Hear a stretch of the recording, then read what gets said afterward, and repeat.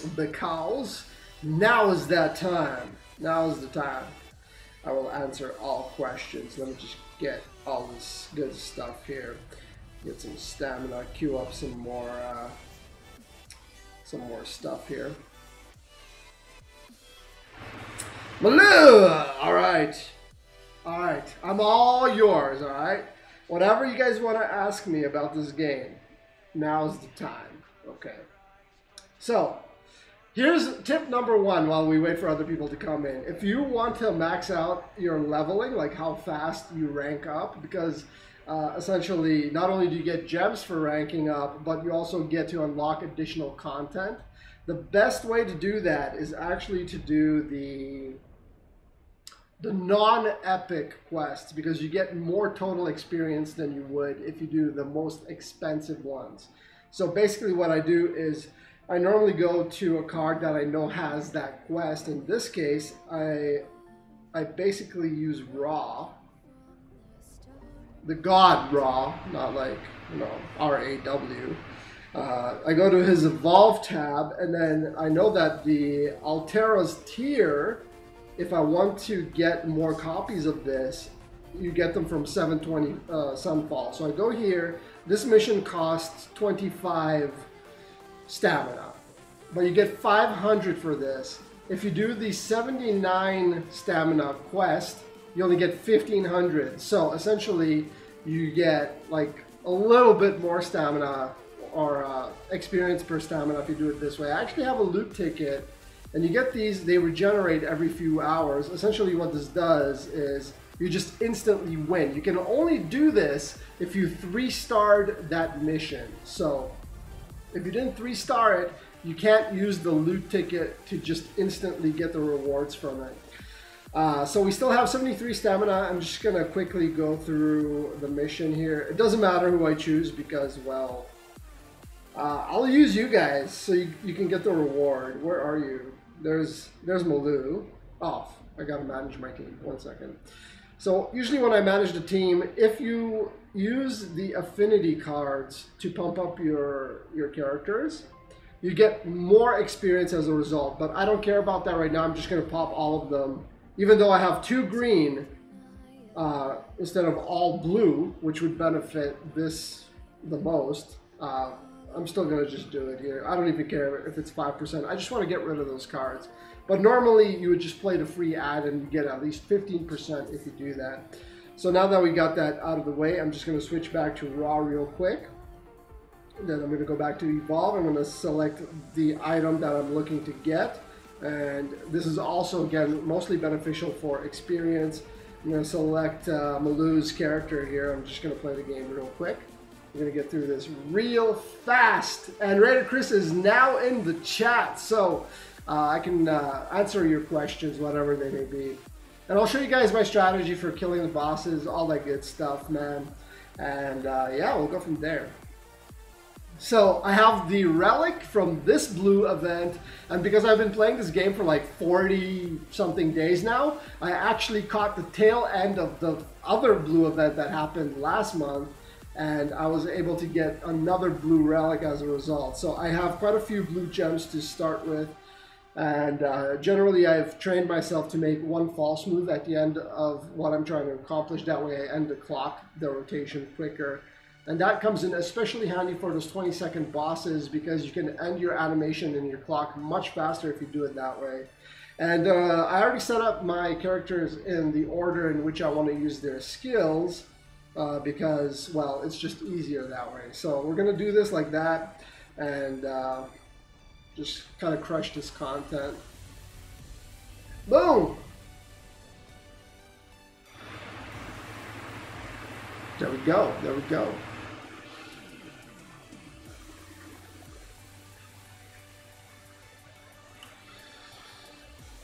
You're in the middle of fighting a monster.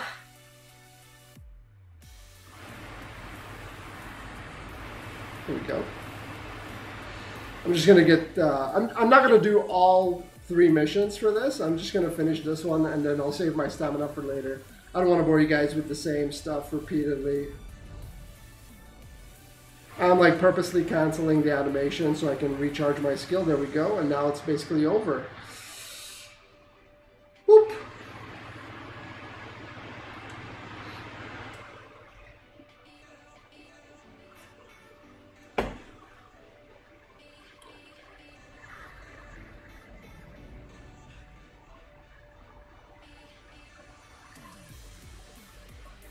This game has a pretty decent soundtrack as well.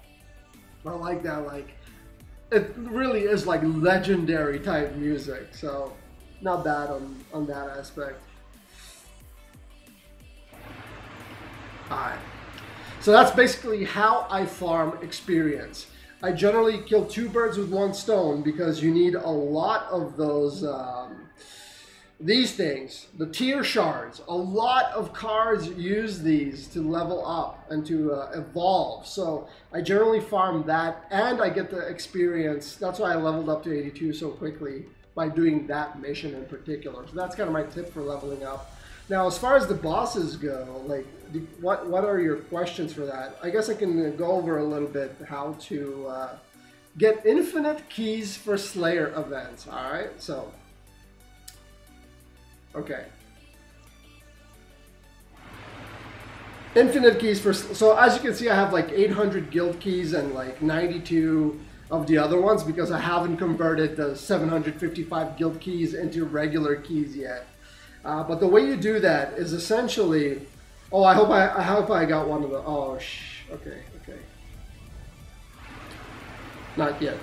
Okay, so if we just go to like a random guild boss like this one, for example, if you click on the rewards chest, it shows you that if you beat this, even if you do like 1 damage, if you do 0 damage, it doesn't matter. You're going to get a shining key just for participating, all right? So you get 1 key for spending 3 guild boss keys, right? 1 regular key for 3 guild boss keys. Okay, so the way you convert these is when you go to the regular bosses, the non-guild bosses, the ones that you spawn, they will give you pretty decent rewards as well. So let's just go to the reward tab here. So let's say you MVP this. You get 27 guild keys for getting MVP. You get an additional 9 keys for getting the 15% damage. You get even another 9 keys for participating, and because you were the finder, you get 3 of the shining keys back. Okay, so you get 3 of the shining keys back, and this thing cost 9 shining keys. But you get like 50 guild keys, and 3 of those get you 1 shining key. So you kind of get where I'm going with this. You basically juggle both between the guild bosses and the regular bosses, and essentially you have an infinite amount of keys, and you don't have to worry about missing out on all the event rewards, which are basically in these 3 top buttons under Collection, Forge, and Neon Collection. So with infinite keys, all you have to do is just keep playing the bosses, keep grinding the bosses. Even if you don't do any damage to the guild bosses, that is, you still get all the rewards that you would if you did the MVP bonus. For the solo bosses, of course, you do have to put out a little bit more damage to get MVP plus 15. But the trick is, if you're the one that discovered that boss, you get a head start before other people get a chance to see it in their feed. So the odds of you getting MVP is a lot higher on the U bosses. You can also lock that by using a key and then backing out of the game. It basically locks that boss to you. You can rally your guild mates to come in and do damage. That way only your guild benefits from that particular boss. So essentially by doing that, you can complete all of these missions and collect all the rewards because you have an infinite number of keys and you can play as much as you need to play to get all the rewards. So it's super, super good. And that's kind of the strategy for the Slayer events that I've been using. I don't have the uber rare, the ultra rare for this particular deck, but I guess we can do a couple of games real quick and I'll show you kind of my... This guild has 2 billion HP. 2 billion HP left. This one takes 9 keys, but it's fine. I'll just do it. It doesn't matter. I have so many keys. Again, you can do an infinite number of rotations between guild bosses and regular bosses, so it doesn't matter. For the ones that cost 9 keys, no problem. You're not going to run out. So 20 seconds, I just like quickly charge up the skills. I cancel out the clock by making a false move, and then I just queue up all the skills. It goes through its rotation. I make a quick chain, boom, cancel out. I always merge the power gems together. That's going to push out a tremendous amount of damage, as you're going to see right here. So it's basically dead already. I basically did like 2 billion damage in one attack on the second turn. I have a bunch of 4 power gems, which I'm going to combine together. And this is going to push out a bunch more damage. So I just did a quick chain just to kind of wind down the clock and recharge my skills. Now my cards are fully loaded again, and the boss is essentially dead. So that's how I do it. We still have 14 seconds left on the clock, and yeah, that's how I can basically push out over 100 billion damage, even with like the garbage cards that I have. The key is to kind of just interrupt the clock with the false moves, and then you just crush. You absolutely dominate. And yeah, you get the rewards. Even for participating in this guild boss, you get 3 million of the Mado fuses, which are the things you need to essentially get the collections done, right? So, you know, 3 million fuses is quite a bit, especially considering that, you know, up to this one, well, it's already complete, but basically the bottom right, you can get that card for almost no effort. I think you only needed about like 50 or 60 million of the fuses to get that. So you just play like a few of those boss games. You don't even need to play them. Just like go in there, hit it once, quit. Do that for all the guild bosses. There's 4 of them in total. Wait for me to kill all of them, or whoever's like strong in your guild. Then come back, collect your rewards, and then you just get all these rewards for free. You get all these cards for free, and then everyone gives each other a ton of boxes, as you guys are fully aware by now. And yeah, you use the boxes to upgrade them to 6-star, and then you have yourself a pretty functional deck. So it's just, I don't know. I think it's pretty good, right? False move is I basically make a chain that is invalid. So I'll basically swap a green gem and a purple gem together, and then that instantly cancels out the clock. So let's do another guild boss. Let's do a fresh one. This one's got like almost 3 billion HP, so we can just crap on it real quick here before we get into the Overwatch. You know what I mean? But the other thing I want to show you guys is where all the stores are and everything, so you know exactly where to like kind of get everything every day. So boom, there you go. I swapped the purple and the green gem top right, and that instantly canceled out the clock. It basically took me a second and a half to charge all the skills and basically kill this boss to less than half. 17 seconds, 72 left, and we're gonna do about 1.5 billion to it, maybe more, about 2 billion. And yeah, we're just gonna keep swapping the power gems, making a false move. You basically lose almost no time. It takes about half a second to do that entire thing.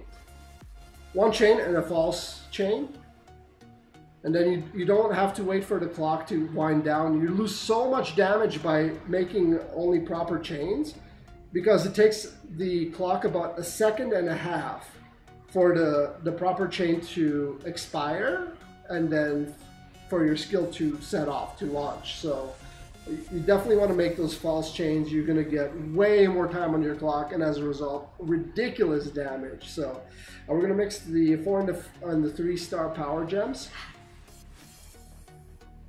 And next turn, we're not going to have anything to do, so I'm just going to make a quick chain with the blue and then a false move real quick. Oh, there we go. I don't want to lose too much time. The best false moves to make are with the healing gems, because if you use the healing gems to heal yourself, That obviously helps a lot because these bosses do hit for quite a bit of damage. So I think we're basically done here. He only has 200 million HP left, so I can basically, you know, wreck his face. Wreck his face, man. I don't know how much the overkill was on this, but it was a lot.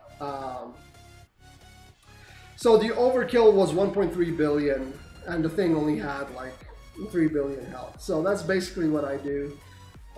Especially on the bosses that have like 60 seconds, I can go the distance. Like I could do hundreds of billions of damage to them. And again, my deck is literally just the free cards. I got super lucky this time around because I completed the 13x champion with whatever. But I mean, you guys can get 4 copies of this card for free just by doing the collections. So let's, you know, just mix it with whatever other blue cards you have and make it work somehow. As for the stores, here are the stores. This is kind of important because they did such a shitty job of designing the UI to this game that it's kind of like everything is in weird places. So the gear dungeon. So the gear dungeon has its own store. If you go to the gear dungeon button right up top there, it shows you where you can trade in your gear dungeon tokens for gear related materials. Now gear related materials is your relic materials. So you basically do this dungeon. I have 1 key for it. Obviously the higher up into you go, the more materials you get and the more rewards in general. And then if you need certain materials to level up your gear, which is your relics, you come here and you trade in those tokens for whatever material you need. Now this stuff rotates. So right now you have, you know, whatever the Guardian shards or the Primal Blade shards. Well, tomorrow or the day after, it might be something else for a different type of relic. So it's kind of time-based. You come in, you grab whatever you need, and then you just kind of wait for the rotation to go through, just like with the events, to get the materials for the relic that you want. The other important dungeon is the daily dungeon, which kind of comes under your... Oh, come on! I'm not buying shit right now. Stop with your spam. I know where that stuff is already. So, the daily dungeon, we don't have one right now, but we have this Flux trial. The daily dungeon, you'll see, has the daily coin, which looks like this. The daily coin, let's go. Inventory looks like this. The top middle one, the daily dungeon coin. Now, that one is the important one because that is the materials for evolving your cards to 6-star. So especially a lot of the older cards, you can't really get the materials for them anymore because the events have passed, and unless you were there to collect them, you won't have them. That's where the daily dungeon coins come in, and when that daily dungeon is here, again, you just go to the daily dungeon, you go to the store, and then you pick up whatever material you need. Now the trial store, again, the same kind of thing. They have a specific set of evolved materials. The crown shard and the tier shards are probably the most common ones. And again, you just come here, you pick up what you want. This one is a little bit more rare, and the problem with this one is it's not really cumulative like the daily dungeon is. You can probably get about 50 or more daily dungeon coins, which basically lets you take any hero you want to 6-star like every 2 weeks or every month or whatever. But this one, as you can see, the event ends in 17 hours and then you get a key every 24 hours or whatever. So it's not really feasible to farm this one, but I mean, you can still get like 45 tokens or whatever, and you come here and you pick up whatever you want, or you can wait until the next trial store comes in and you just kind of save up all your tokens over and over and over until you get the thing you need. But again, from my personal experience so far, the tier shards and the crown shards seem to be the most valuable because a lot of the cards use those 2 materials in particular to evolve from 5-star to 6-star. So those ones are huge. And you can also evolve your relics. And this one, I didn't know about this one for a really long time, even though it's so stupid. But really, all you do is you go to your teams, or I mean your gear, you click on any relic that you want to upgrade. So right now I'm kind of looking at upgrading my saber here. So all you do is you scroll down to the bottom and the forge is right there on the relic. But if you didn't scroll to the bottom, you wouldn't know it's there. This is such garbage design, dude. This isn't a website, this is a game. You gotta design this as a game, you know what I mean? So anyways, here's that material that we just saw in that store. You need 20 of these to upgrade to 1 Deep Moss Horn, and then you can take this to a 5-star relic. So yeah, that's basically the entire game. Do the events, make sure you hit the guild bosses. It doesn't matter if you do 0 damage to the guild bosses, just hit them.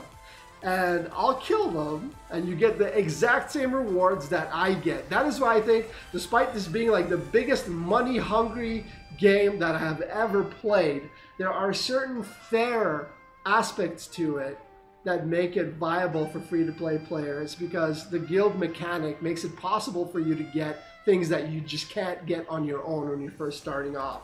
And the other thing that I think is really cool, I'll show you guys this. I mean, I don't have any right now because I'm relatively new to the game as well, but if you go to the collections, so let's go to the craft tab. So if we scroll down here, you'll see that we can smelt duplicate ruins from this event. But because I was here for the previous blue event, if we scroll down a little bit lower, you can see that I have this little dude with the snorkel. That's the main UR, the ultra rare card from the last event. So because I participated in that, I can actually smelt my runes from the last event and use that dust to create runes for this event. So essentially, if you can't get a plus 13 ultra rare or whatever card for this event, next time the blue event rolls in, you can smelt all your cards from this event and use that dust. If you're missing like 1 ruin or whatever, you can essentially just smelt all this crap that you no longer need and get that 1 ruin that you do need and just get that rare for free. You don't have to spend anything. Just save up those items, save up the dust, and then when this thing rolls around, buy out that ruin, and you're good to go. And you get yourself the 13x commander. And if you get yourself the ultra rare from the tier 1 support deck, which is, I guess I might as well show you guys the other things, but you guys know already about this because I've been preaching about it for a little while over Discord and stuff. So, but literally all you want to do is my game crashing? Please don't crash. Okay, we're good. So essentially what I do is, for the relic pack, is that gone already? No, it's not. So the relic pack, I only buy up to tier 2. If you click on that question mark there, it'll show you what you get. The reason I go to tier 2 is because you get a 3-star force cannon guaranteed at tier 2, and then you can upgrade it for free with the tier all the way up to 6-star with all the free materials you get from doing the event bosses and from everyone in the guild sending you the free boxes. For the other one, this is for the ultra rare. Depending on how good the deck is, generally you want to go pretty hard on this one. This time around I'm not going to go because first of all I don't have the gems for it, but generally speaking on tier 2 you get a guarantee support card, which is always nice. On tier 1 you have a chance for one of the featured cards, one being the ultra rare, and these ultra rares generally make your deck that much better. It basically doubles up on your power, maybe even triples up on your power. So if the ultra rare in the deck are really good, I'll generally go up to tier 3 or tier 4 for this one. This time around I can't do it because I don't have the gems. And for this pack in particular, this is the main event pack, the 13x pack. What I normally do for this one is I will go up to tier 3.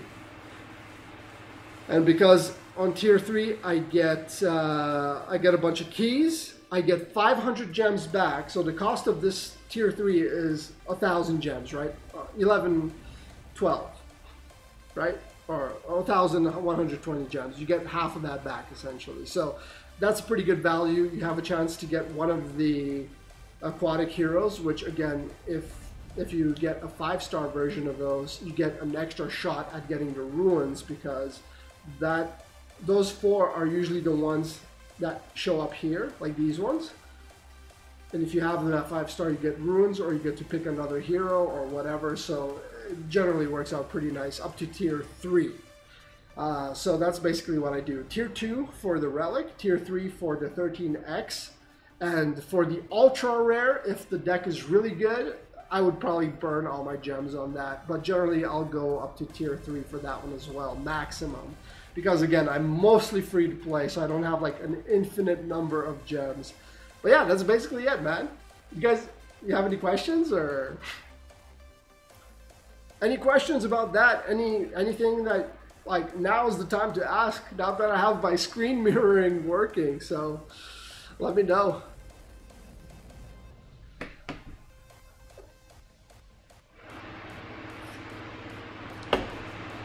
Holy shit, I just did like a 27-minute presentation on this game. I didn't know I could talk that long about something without like losing my mind. What about Awakening? Ah, Awakening. All right. So Awakening,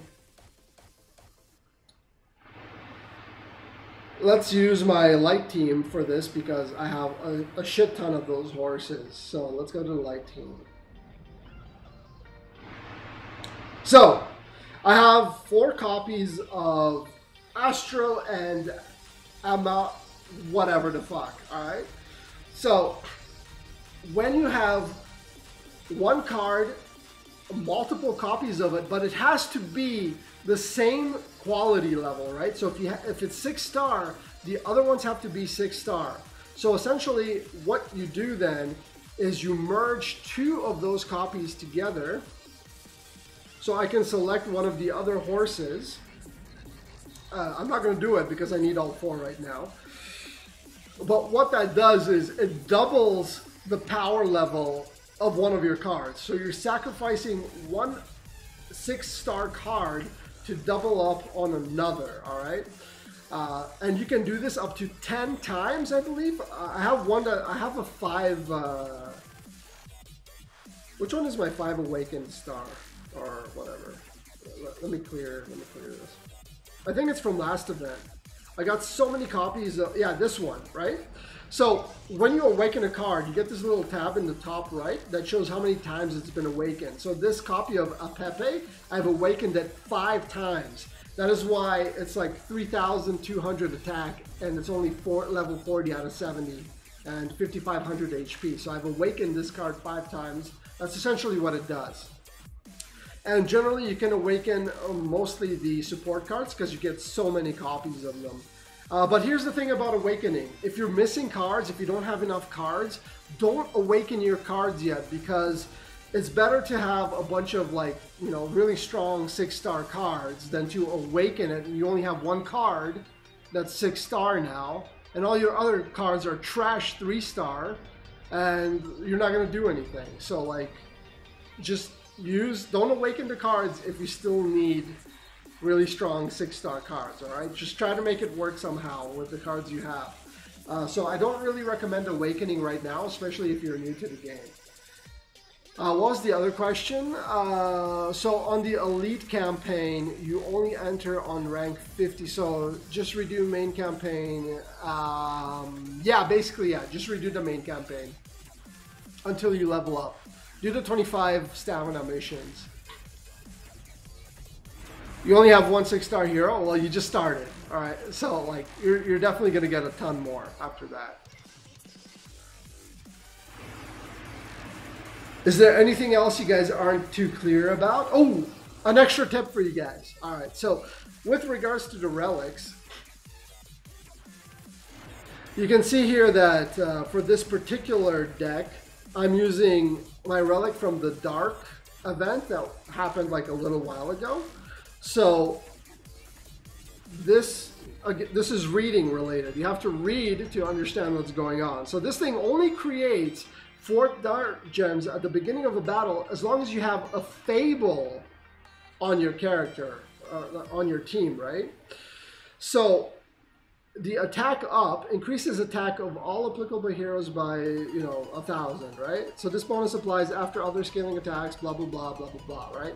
So for this particular team, I don't really have other relics, but because this particular relic applies to Fable and it only creates dark gems for Fable, or when you have Fable characters on your team, this is a technology or technological team base. So I don't have Fable characters. That means that relic is not going to create the dark gems, which are kind of interfering with the blue gem creation, which is kind of the whole purpose of this deck. So it's fine to plug that in there because I don't have another better relic or like a neutral relic or another blue relic.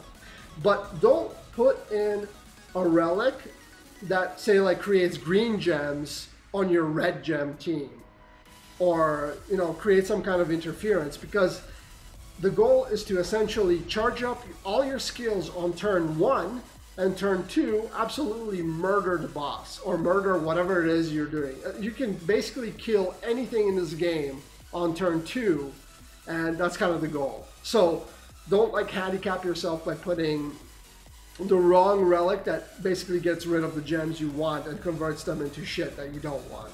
And that's the only other tip I can really give you. It's better to have a neutral relic like this thing. So for example, I just put in this shield here. It's only 4-star. All it does is it gives a flat HP boost to all my characters. But I'd rather have this than something that removes blue gems from my team, because then I'm not going to be able to charge up the blue team's abilities on the first turn and massacre the boss on the second turn. So yeah, just play with that and you'll figure it out. That's basically it. That's the whole game. The whole game in 32 minutes. We got it. We got it. Any other questions? You guys are relatively clear on this stuff. All the stores, the collections, the forge, the the guild versus the guild wars. Oh yes, yes, yes. Excellent question. Let's go to Guild Wars tab right now. So when we go to Guild Wars, oh, that's Elite Campaign, my bad. Boop, boop, boop, boop, boop. All right, so basically what my strategy for Guild Wars is, my team isn't even that great right now, right? But my number one tip for Guild Wars is the first hero you have. So right now I have this gold hero, this guy as my first hero. The first hero is the most important by far. So if you have a very powerful hero that can silence gems or apply something that disrupts them from charging up their abilities, you definitely want that in your first slot, because if they steamroll your first hero, it doesn't matter how strong your other heroes are, they're going to die on the very first attack. Because as you know, as I just explained with the blue gem thing with the relics, the whole point is you charge up all your skills on turn 1, and on turn 2 you just fucking destroy everything. And then after that, as your intensity increases, you don't stop. It's like a massive snowball effect. Every attack after your first attack is going to get like twice as strong, or even like quadruple as strong. So if you put your strongest hero last, that hero is not even going to get a chance to defend, because it's going to die immediately. So always put your gem silence or something that blocks healing, or whatever it is you have that disrupts their their gem creation or chaining or anything of that nature. Put that first. That's your only chance of defending. And that, on the inverse side of that, if you're the one attacking and your team is relatively weak, don't pick a team that has a gem silencer first, because you're going to get wrecked, right? Like if you're not strong enough to take them down, you're going to get shit on, and that doesn't feel good, right? It feels bad, right? So just pick a team that is relatively weak, click on their card, see what it does, see what effect it has, right? So this guy, for example, the Warden's ability is to reduce all enemy defense by 40 for 2 turns, and whatever. That's essentially trash. And the guild or the skill is zombie whatever. So chance to apply zombie 3 debuff on up to 5 heroes for 3 turns. Zombie debuff, healing targets, damages target instead. So this one's no big deal. you can steamroll this guy, no problem. On turn 2, you're already using your intensity to crush, and then after that, you can steamroll the rest of his team. So just kind of like read to see what the abilities does and what kind of debuff the boss applies. And if it's not a big deal, just crap on their team. That's basically it. So again, to kind of summarize, for your team, the most important hero is the one that's first in the lineup. And for their team, it's basically the same. See what they have, see how your power levels match up, and if they don't have a strong enough debuff, just destroy them. And the other thing I wanted to show you is basically for the events, there's a, the event store is kind of a big deal because on certain events, like the Crusader event we just did, the one for the red gems, this store will actually have materials for you to level up your cards. So make sure you kind of go through here and you kind of buy out whatever you want. These stores are usually around for 24 hours after each event ends. And you can come here, make sure you burn all your materials because once the store is gone, you can no longer use this stuff. So just use all your event store tokens on whatever you can get. Even if you don't need it right now, just come here, buy out everything before the event ends. That way you don't get screwed out. You can see I already spent a ton of these tokens on the daily dungeon coins because those are super important to me so I can get more of the heroes to start 6-star. So like I bought enough to get the cost up to 900 tokens, and I'm probably gonna buy out as much as I can before the event ends. But yeah, always buy out everything from the store before a day after the event ends, because after that your tokens are worthless and you get screwed if you don't use them. So.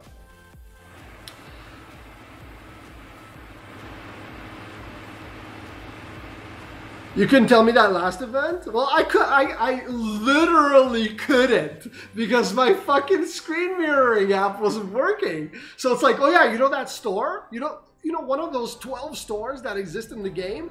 You gotta go and you gotta spend all your tokens at that store before this event ends, and then you go and you burn all of your fucking tokens at the store and you found out it's the wrong store, and now you just wasted you just wasted all your dungeon keys on a bunch of crap you didn't need. So but now you know, right? You didn't screenshot Discord, dude. I'm sorry, I don't have the patience for that. I'll be honest, it's much easier to just show you live, right? So there you go. That's all you gotta do, man. That's all you gotta do. Oh! There we go. We found a boss that was discovered by me. So I get to tag this boss first by myself. It's got 35 billion HP, and if we look at the reward, again, you get like 27 guild boss keys, 3 million of the fuses.